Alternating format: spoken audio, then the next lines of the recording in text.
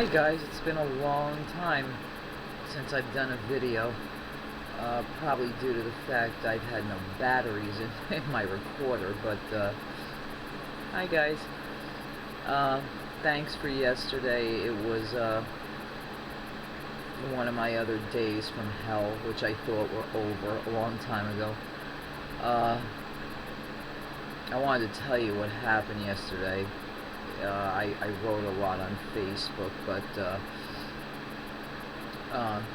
it's better to explain this way. For the past maybe week, I've been having strange pains in my chest, but on and off, stabbing pains actually between my shoulder blades. I assumed maybe it was my mattress, the way I'm sleeping. I don't know. I went to the doctor the other day. She didn't really make much of it. Because I didn't tell her to the severity it was. It was getting worse by the day. So I think it was yesterday morning. No, it was the day before yesterday. She called the physician assistant and said she wanted me to have an echocardiogram and go into the emergency room. I explained to her that the emergency room would not give me an echocardiogram. It's an emergency room. They might give me a regular EKG or something, but so I went, not thinking I was going to spend 9 hours in the emergency room yesterday. I got there. I said I had chest pains. So when you say you have chest pains and you go to the hospital, they kind of move really quickly, but it wasn't chest pains that like I was having a heart attack or something.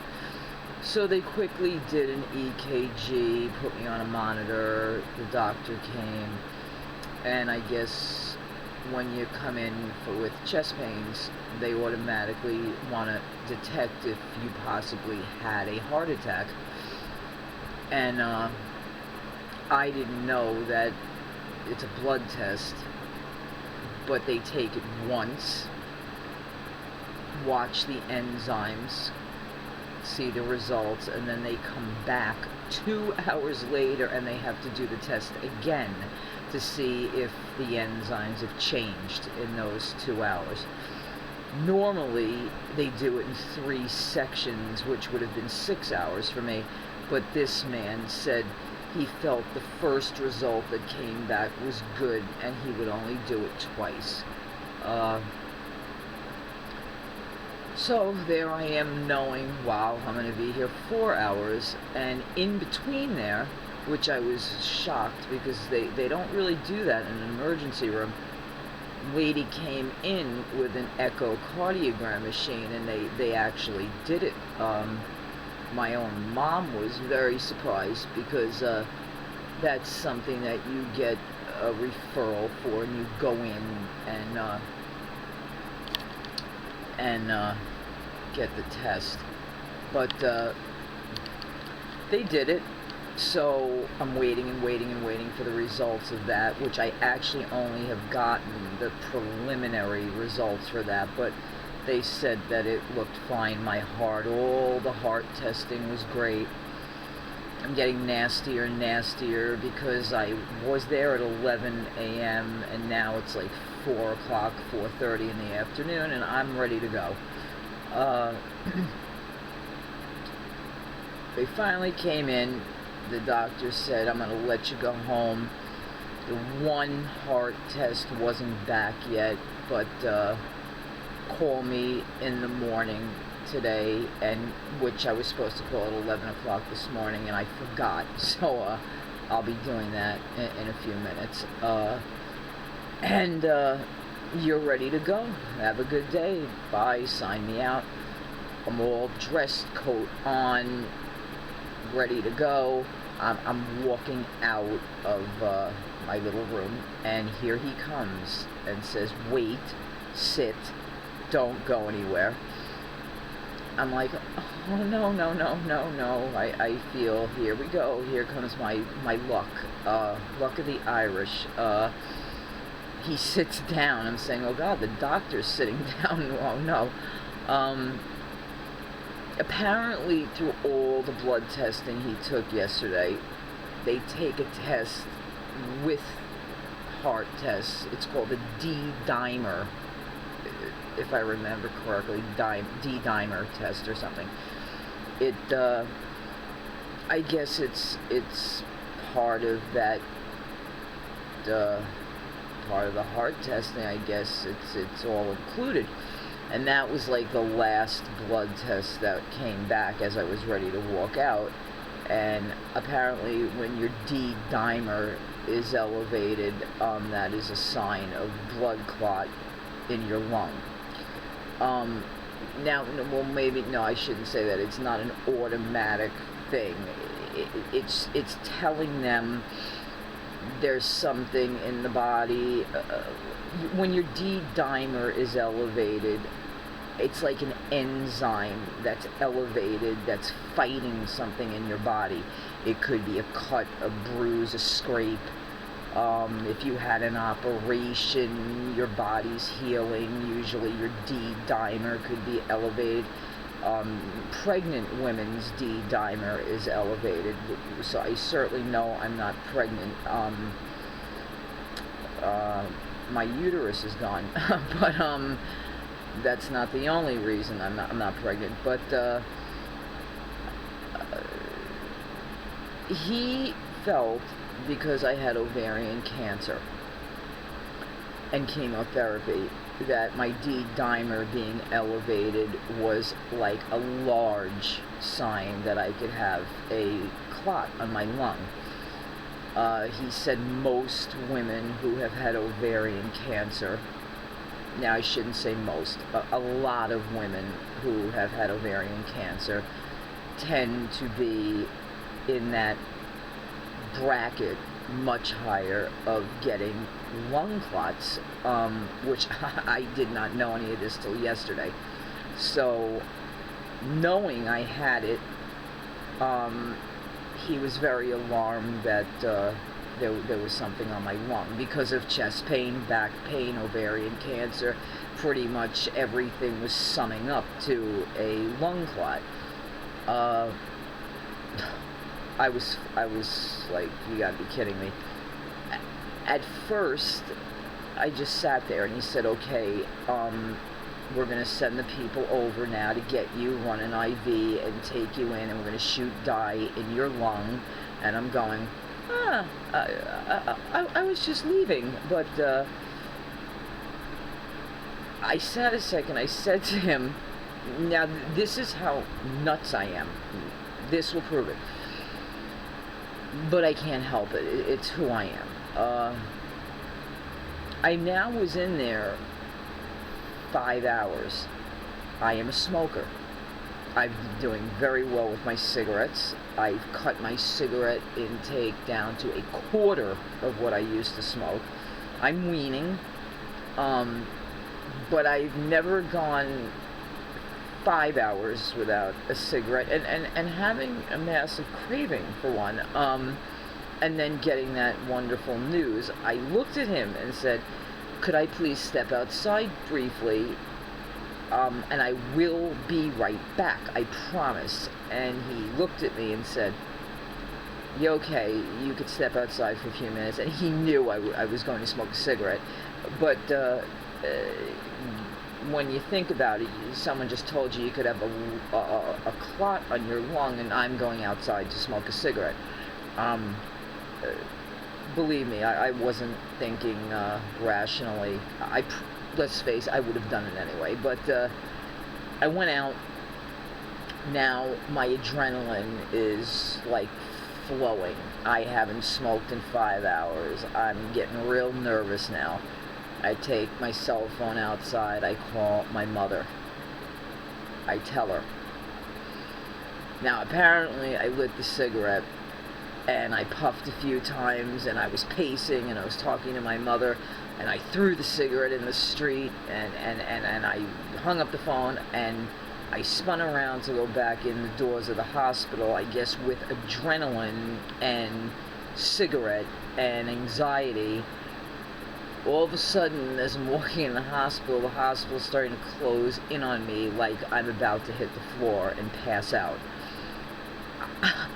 I was incapable of getting back into the emergency room. I sat right down. A woman came up to me and said, "Are you alright?" And I said, "I need to get back in the emergency room, and I really can't because I'm afraid if I walk, I'm going to faint." She called the nurse, they came and got me, but an adrenaline rush and cigarette do not go together. So, I went back in, they hooked me up, took me immediately for this scan of my lung. It's not a regular CAT scan, it's a CT. They said it's a CTA mixed with something else, I don't really remember. But it wasn't long, but the results take a long time, so it was painful because when the dye was going through my lungs and they were snapping pictures, it was like burning, it was like on fire, and I felt awful. I have to be honest, I felt really crappy. I mean, as crappy as I did when I was on chemo. I was like, oh no. I went back to my bed, told the nurse I would like my Ativan. I hadn't had one all day, and I was having a hard time breathing, and it was anxiety. It comes over with my Ativan, and it's like snapped in half, and I was like, what is this? It's a pill that's like crumbled in half, like a piece of toast or something. I'm sorry, when I took it out of the wrapper, it broke in half, and I'm looking at it, and I'm saying, I can't breathe now, I'm a nervous wreck. And I said, forget the pill, I got an IV in me, let me have it in my IV so it like gets to me really quickly. So he went quickly, ran and gave it to me, but that's when I sat and sat and sat and sat. It felt like 10 hours, and my mother and sister walked in, and my mother was flipped out and saying, what else can possibly happen?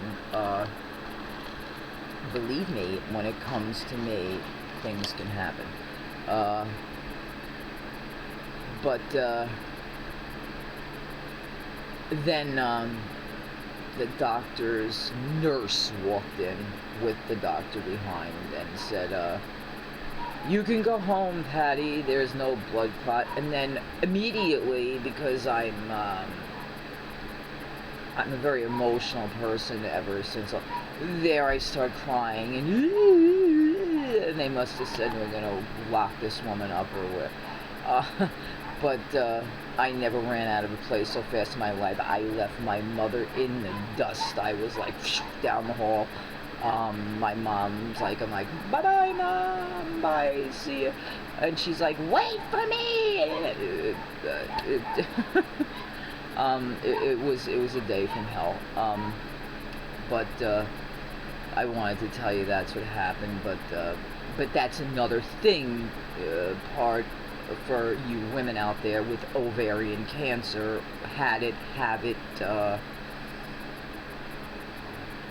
You're prone for pulmonary embolisms, a very high risk factor in that.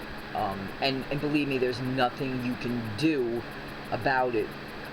But if you ever experience any back pain or chest pain, anyone who has ovarian cancer or had it, get it checked out immediately, and even tell the doctors about the D-dimer test, because it's important. You could have a perfectly fine heart, your lungs could look great on an x-ray, but you could have a blood clot in your lung and not know about it. Just something else for you guys to remember. But for now, no, I don't have any blood clot in my lung. That's pretty much summed up my day. Whatever else has been going on with me, I will be having a lung function test next Friday. I will be having a colonoscopy November 6th, I believe.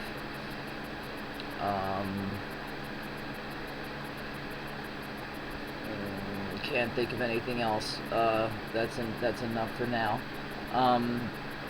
I've been okay, eating well, sleeping odd, different sleeping pattern. Fatigued at times, still tired. I've accepted that fact that it's a long journey to get all of your energy levels back. Depression has gotten much better. The occasional, but it's all part of it. It's what you have to deal with and what you have to go through.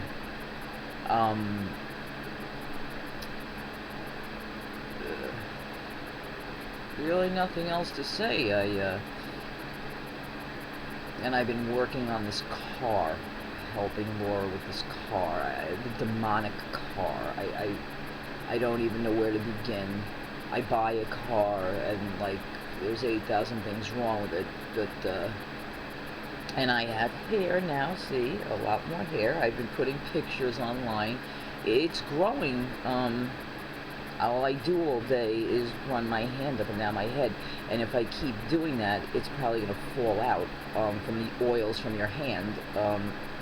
But things are a lot better for me. I know it's gonna be a long time before I am back to me, and I don't really ever think I'll be back to that me ever again. So, but I want to say hello. I haven't done a video in forever, and thanks for all your support always. The prayers are great. You guys are always still praying for me, and keep praying for me, because there's always something happening in my life. But I'm going back to New York next week. I'm looking very forward to it. I'm going to Long Island on November 2nd. My friend, Mia's daughter, I hope I pronounce this right, is being bat mitzvahed. So I'm looking very forward to that. I haven't seen anybody back there in 8-9 months. So I'm trying to rest a lot and get a lot of stuff done before that, so I have as much energy as I possibly can for it. And that's pretty much it.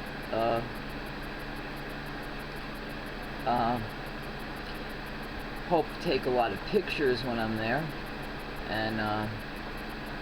And David, I'm not smoking. I did this for you. I have not smoked during this video.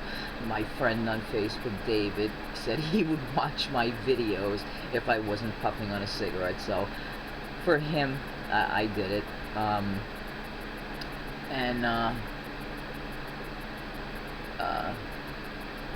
Why am I so lost for words? I'm never lost for words. I don't know, but I better get my ass outside and help Laura with the car, because I'm such a wonderful mechanic. No, I actually do watch a lot and learn. I'm like a sponge for learning things. I'll hand her a tool here or there, and then she says wrong tool, and wrong tool, as I know what the hell I'm doing. I know how to put key in, turn, put gas in, change tire. I think I could change a tire if I had to. It's pretty much it for me. But I have learned a lot about cars in the past 6 weeks. But it is good to absorb as much as you can. To my 2 cancer buddies on Facebook, fighting, Pat, God bless you.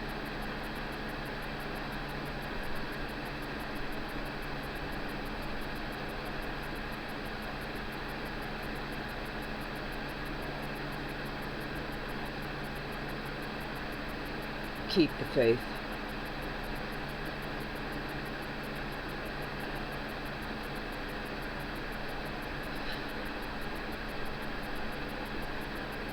You're in my prayers daily. I understand that the animal is beating you, and but I'm still hopeful. And Jonathan, my little pal, strong boy, keep it up. I go to your page every day, and I look at everything you do, and you're a courageous little guy, I'll tell you that. Take care, guys. Talk soon.